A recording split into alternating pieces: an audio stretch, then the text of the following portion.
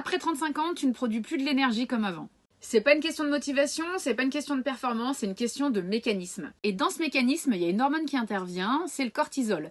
Donc on l'appelle souvent l'hormone du stress et pourtant c'est une hormone d'adaptation. Elle a un rôle très simple, libérer du glucose quand le corps a besoin d'énergie rapidement. Donc par exemple le matin, c'est ce cortisol qui te permet de passer de sommeil à éveil.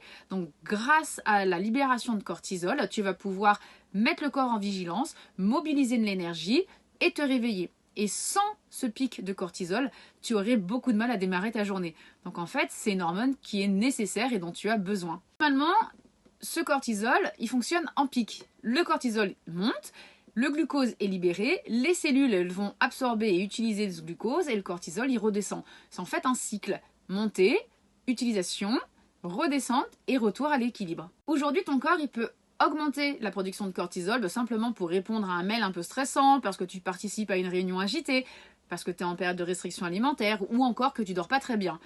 Le corps, il va libérer le glucose, mais si tes cellules, elles sont stressées, fatiguées, que ton muscle n'est pas suffisamment sollicité, ce glucose, il va être mal absorbé. L'énergie est libérée, mais mal utilisée. Et le glucose restera circuler dans le sang, ce qui peut être un vrai risque de toxicité pour ton organisme, qui va simplement répondre par un mécanisme de protection, le stockage. Alors quand tu te sens stressé, que c'est une période où tu réduis tes portions, tu manges moins, où tu peux également passer plusieurs heures immobile, pour ton cerveau archaïque, ça peut être une source de danger potentiel. Il va donc augmenter la production de cortisol, ça va libérer du glucose dans le sang, donc l'énergie elle est à disposition, mais si les muscles ne sont pas sollicités suffisamment ou que les cellules ne sont pas en mesure d'absorber ce carburant, tu peux te sentir fatigué, tu peux aussi te sentir irritable. Et le problème, c'est pas le cortisol. Le problème, c'est de le solliciter trop régulièrement.